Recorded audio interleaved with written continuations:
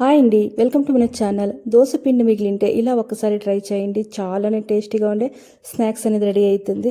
మామూలు మనకి దోశ బ్యాటర్ ఉంది కదండి, అదేమన్నా ఉంటే ఇలా ఒక్కసారి ట్రై చేయండి. చాలా టేస్టీగా ఉండే స్నాక్స్ అయితే రెడీ అవుతుంది. ఫస్ట్ అయితే ఒక బౌల్ తీసుకోనండి.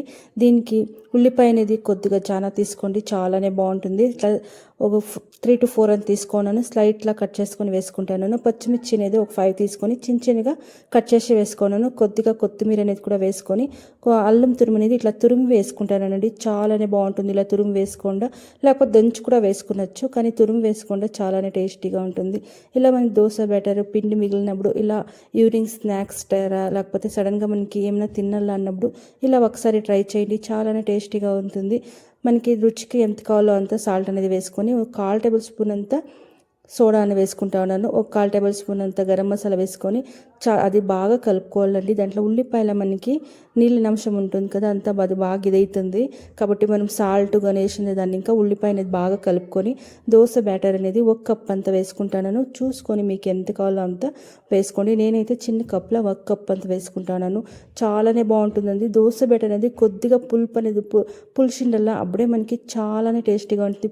పుల్లుగా చాలా బాగుంటుందండి. ఒక్కసారి ట్రై చేయండి. ఇది స్నాక్స్కి బ్రేక్ఫాస్ట్కి అంత బాగా యూజ్ అవుతుంది. టేస్ట్ కూడా చాలానే బాగుంటుంది. దోశ ఇడ్లీ ఇలా కాకుండా ఇలా ఒకసారి ట్రై చేయండి. బాగా దీన్ని కలుపుకుని వెళ్ళండి. చాలానే బాగుంటుంది. పుల్లుగా చాలా బాగుంటుంది. ఇది కలుపుకునేసి దీనికి 2 టేబుల్ స్పూన్ అంతా నేను మైదా పిండి అనేది వేసుకుంటానండి. 2 టేబుల్ స్పూన్ అంతా. బియ్యం పిండి ఏం అవసరం లేదండి, ఆల్రెడీ దోశ బెటర్ కదా, కాబట్టి నేను 2 టేబుల్ స్పూన్ అంతా మైదా పిండి అనేది వేసుకొని బాగా కలుపుకునేలా. ఇన్ కేస్ మీకు ఏమైనా మైదా పిండి వద్దుంటే కార్న్ఫ్లోర్ వేసుకోండి. కార్న్ఫ్లోర్ కూడా వేసుకునొచ్చు. నేనైతే మైదా పిండి అనేది 2 టేబుల్ స్పూన్ అంతా వేసుకొని బాగా దీన్ని కలుపుకునేస్తానండి. ఇట్లుంటే చాలు మనకి. దీనికుంటే మనకి రెడీ అవుతుంది. స్టవ్ పైన ఒక బాండ్లీ పెట్టుకొని డీప్ ఫ్రైకి అంతా మనకి ఎంత కావాలో అంత ఆయిల్ వేసుకొని అది వేడెక్కినాక మీడియం ఫ్లేమ్లో పెట్టుకొని మనం సేమ్ మనం బొజ్జి ఎలా ఇడుచుకుంటాం బొజ్జి బోండా సేమ్ అలాగనే ఇడుచుకునేదండి. చాలానే బాగుంటుంది. చాలా టేస్టీగా డిఫరెంట్గా ఉంటుందండి. పుల్లుగా చాలా బాగుంటుంది. దీనికి పల్లీల చట్నీ అయితే చాలానే టేస్టీగా ఉంటుంది. ఒకసారి ట్రై చేయండి. ఇలా దోశ పిండి ఏమైనా మిగిలినప్పుడు లేదా డిఫరెంట్గా అయినప్పుడు బరీ దోశ ఇడ్లీ వద్దు ఉన్న వాళ్ళు అయితే ఇలా ఒకసారి ట్రై చేయండి. చాలా టేస్టీగా ఉండి అయితే దోశ పిండి బోండా అనేది రెడీ అవుతుందండి. చాలానే టేస్టీగా ఉంటుంది.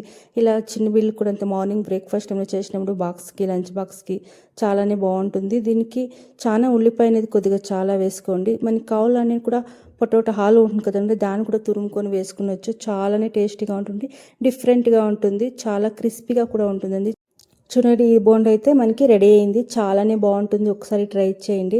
అలాగే మన ఛానల్లో ఇలాంటి రెసిపీస్ అయితే అప్లోడ్ చేసినాను. మీకు టైం ఉంటే ఒకసారి వాచ్ చేయండి.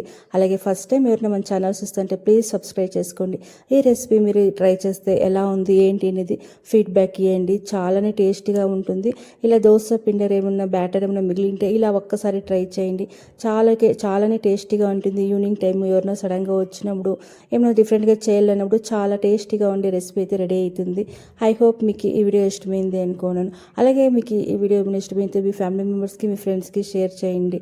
Thank you for watching.